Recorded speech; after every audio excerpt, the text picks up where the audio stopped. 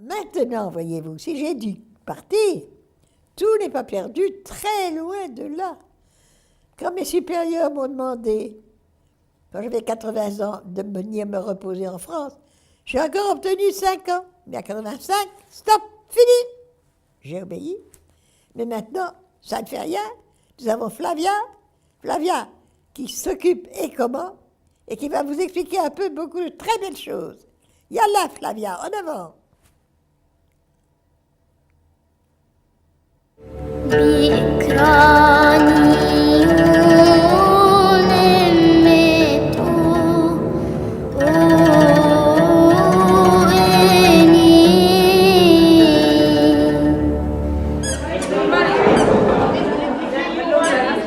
Ici, on est à un orphelinat qu'on a ouvert en septembre 2007 pour bébés abandonnés.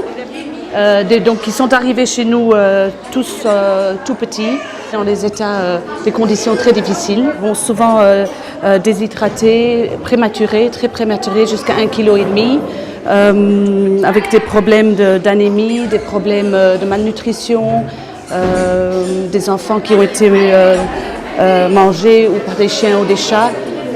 On a eu récemment un bébé qui a été trouvé dans une boîte en carton. Il avait à peu près 11 mois, mais il était tout petit.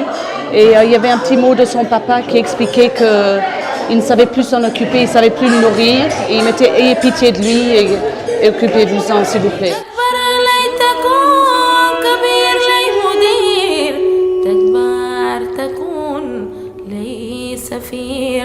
النوم تعال سكت جهال النوم تعال أرضي الصغار النوم تعال أرضي الصغار. Ici, elle fait des massages, ça fait partie de la formation. Donc, on a développé un programme de formation chez FACE avec des modules différents sur comment donner les biberons, comment nourrir un enfant, comment jouer avec un enfant, communiquer, les premiers soins. Et les massages font partie des choses qu'on fait avec les enfants tous les jours. Donc en faisant des massages, la puéricultrice parle à l'enfant, s'attache à l'enfant et vice-versa. Donc c'est pas que le toucher physique, mais c'est beaucoup dans le regard et dans le fait de se parler. Et donc elles ont des formations régulières. On a une formatrice chez FACE qui a été formée par nous et qui maintenant forme toutes les puéricultrices dans les trois orphelinats de FACE. Quand je suis venue au Caire la toute première fois, j'ai voulu travailler ici parce que c'est un quartier extrêmement pauvre, mais je n'avais pas les moyens ni le terrain. Et donc maintenant, on a enfin le terrain et un Égyptien qui nous aide à construire ce projet.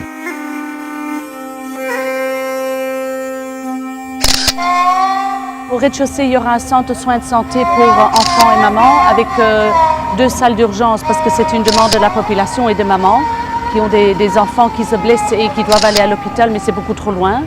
On aura le premier étage une crèche pour des familles en situation de crise et de détresse et aussi une école maternelle. Au-dessus, ce sera un centre de formation pour les mères sur les soins et l'hygiène des enfants. Les autorités soutiennent FACE énormément, le gouverneur de Calliope aussi, et la population, je sais qu'ils attendent vraiment ce projet. Ils sont tous très emballés et surtout ce qui est important pour FACE, c'est de leur dire que ce projet leur appartient. Je trouve ça insupportable que les enfants n'aient pas d'amour maternel ou paternel de parents et de protection des parents. Le plus important pour un enfant, c'est d'avoir de l'attention et de l'amour. Chaque enfant compte. S'il y a un enfant qui s'en sort, je trouve que c'est important.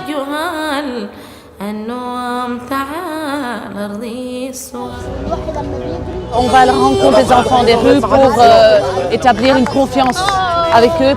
C'est pour leur apprendre un petit peu l'hygiène aussi. Et puis ils ont les mains très sales, ils ne se lavent jamais. Et ils adorent ça. Et alors ils dorment ici, en général, le long du parc ici.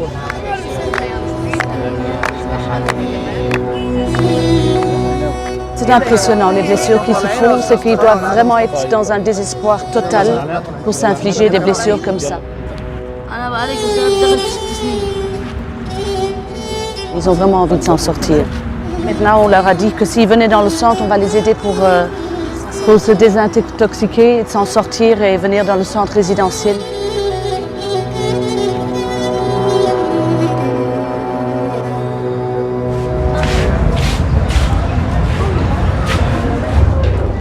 quand ils arrivent, ils sont pris en charge d'abord par l'équipe médicale pour soigner les blessures. Puis en général, ils ont tous une douche, ils se lavent, ils ont le soutien de l'équipe, ils se sentent en confiance, rassurés.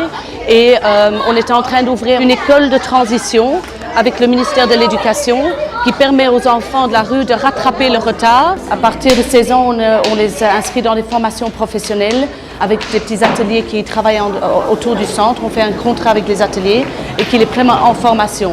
Donc mécaniciens, électriciens, coiffeurs.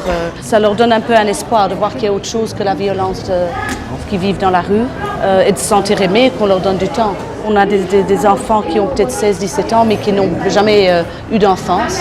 Et on les voit dessiner pendant des heures. On a l'impression qu'ils sont en train de vivre l'enfance qu'ils n'ont jamais eue.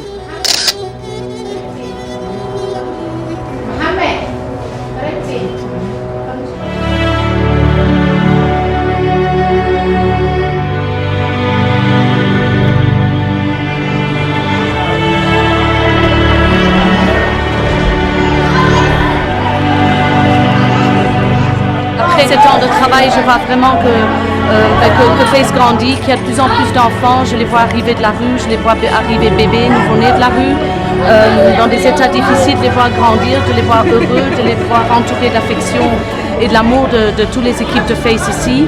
Je sens vraiment que ça change les choses et que ça bouge beaucoup. C'est une grande satisfaction, c'est pas toujours facile, il y a des angoisses, il y a du stress, il y a les voyages, il y a mes enfants en Belgique. Mais quand je viens ici, je vois le sourire des enfants et je vois vraiment que leur vie change. C'est le plus beau des cadeaux.